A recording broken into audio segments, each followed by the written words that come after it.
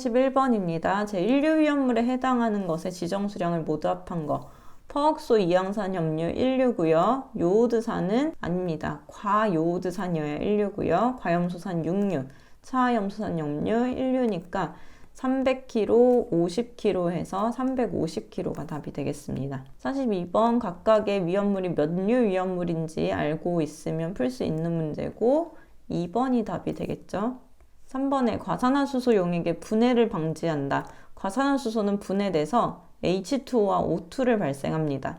자, 이것은 햇빛에 의해서 분해될 정도로 굉장히 쉽게 분해가 되기 때문에 선글라스를 쓰는 것 같이 햇빛을 차단하기 위해서 갈색병에 보관합니다. 그리고 이 분해를 방지하기 위해서 인산이나 요산도 사용을 해요. 자, 그래서 1, 2, 4번이 맞고 암모니아는 위험성이 증가되게 됩니다. 44번 은백색의 광택이 있는 금속이래요. 근데 여기에서는 부동태가 된다. 이게 핵심적인 설명입니다. 자, 진한질산에서 웬만한 금속은 녹습니다. 녹아서 수소를 발생하거나 하는데 진한질산에서 녹지 않고 오히려 막을 형성하는 것은 알루미늄의 대표적인 특징입니다. 1번을 골라주시면 되겠고요. 45번에 나트륨은 물하고 만났을 때 수소와 발생하면서 격렬하게 반응하는 대표적인 물질입니다. 그래서 나트륨과 칼륨 같은 알칼리 금속은 석유, 등유, 경유, 파라핀에 저장을 해서 물하고 접촉하지 않도록 합니다. 그래서 4번이 답이 되겠고요. 46번에 차광성 있는 피복으로 가리는 것은 분해할 위험성이 높은 것 또는 인화점이 너무 낮은 것에 사용합니다. 특수인화물 차광성 피복해야 되고요. 인화점이 영하 20도씨로 낮아서 그렇고 일석이류는 안 해도 됩니다.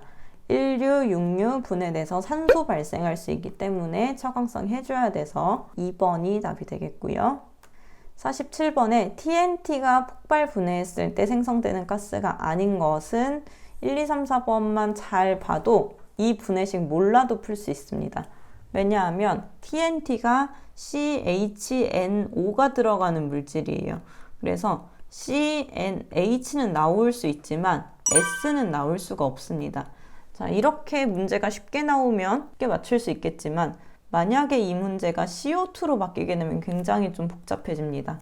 만약에 CO2가 생기게 돼도 이제 CO2는 여기서 발생하지 않으니까 3번이 답이 되는데 트리니트로톨루엔과 마찬가지로 많이 나오는 게 트리니트로페놀이죠.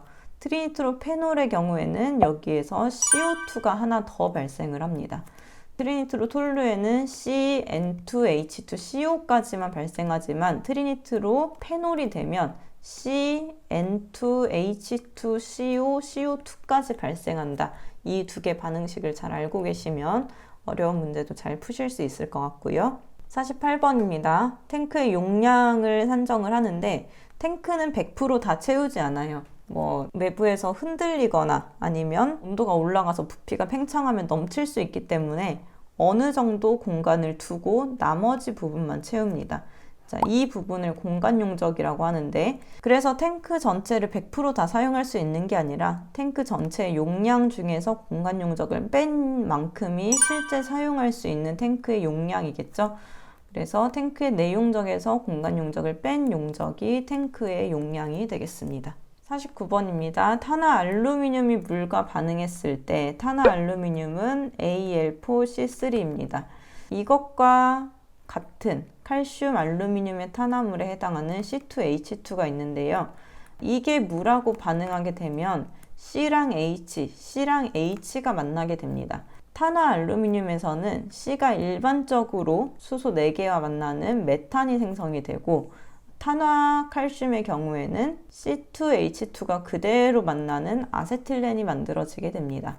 탄화알루미늄이 물하고 만났을 때는 4번이고 각각 C2H2가 언제 만들어지는지, 에탄이 언제 만들어지는지 알아두시면 좋을 것 같습니다.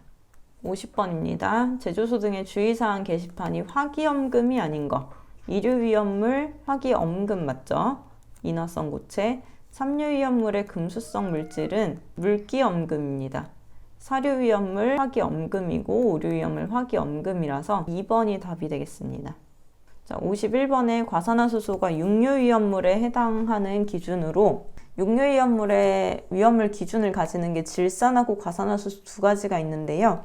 질산은 비중 1.49 이상일 때고 과산화수소는 농도 36 중량 퍼센트 이상일 때입니다.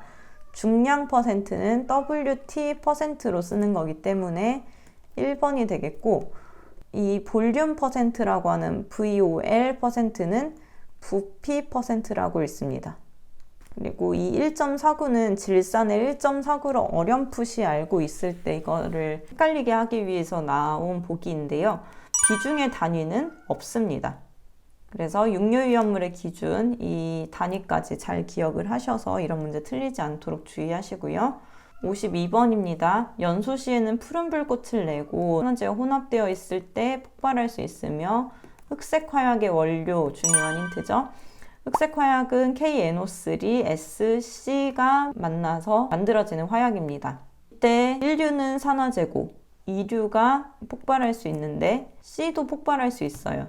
근데 C는 연소에서 CO2, 무색인 기체가 만들어지고, S는 O2랑 만나서 푸른색 기체가 만들어집니다. 그러니까 황이 답이 되겠죠.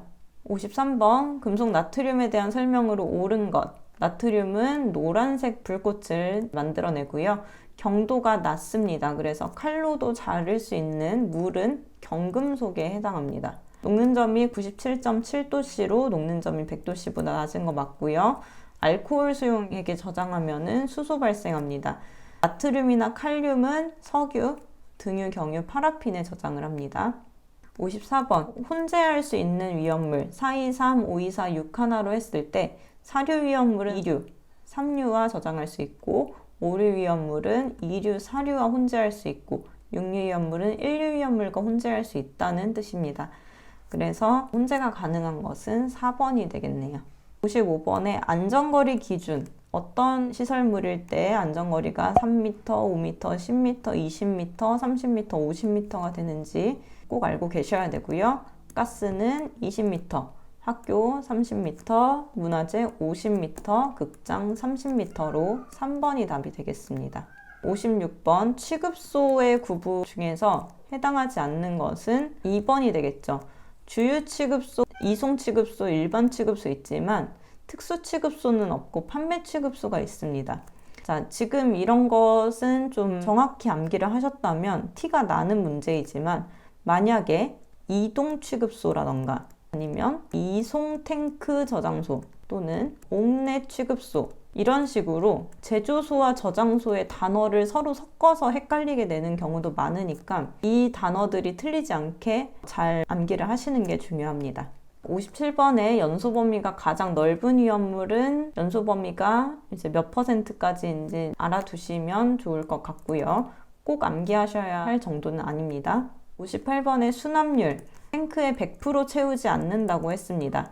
자, 고체는 95%, 액체 위험물은 98%, 55도씨에서 공간 용적 유지할 것, 알킬 알루미늄 90% 이하, 50도씨에서 공간 용적 5% 유지할 것까지 빈칸으로 또는 그런 선택하는 문제로 잘 나올 수 있으니까 알아두셔야겠고, 지금은 간단한 95%가 답이 되겠습니다. 59번에 질산 메틸에 대한 설명으로 B점은 66도씨 맞고요.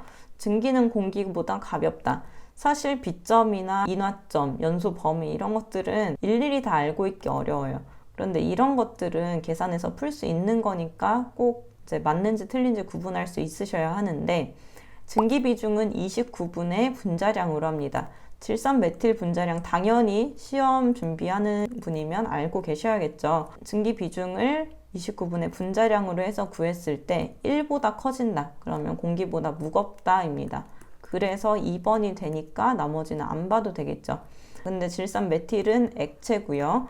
그리고 자기반응성 물질, 오류 위험물에서 질산 에스테르류는 니트로셀룰로스 빼고는 거의 다 액체입니다. 60번에 발화점이 가장 낮은 거, 황린, 자연 발화성 물질, 삼류 위험물이라서 가장 낮고요. 사망할인도 굉장히 낮은 편입니다. 그래서 황린하고 사망할인 중에서 황린이 더 낮은데, 황린이 없으면 웬만하면 사망할인이 위험물 중에서는 발화점이 제일 낮다고 보시면 되겠습니다. 그래서 1번이 되겠고, 여기까지 2021년도 2회 기출문제 풀이를 마치겠습니다. 감사합니다.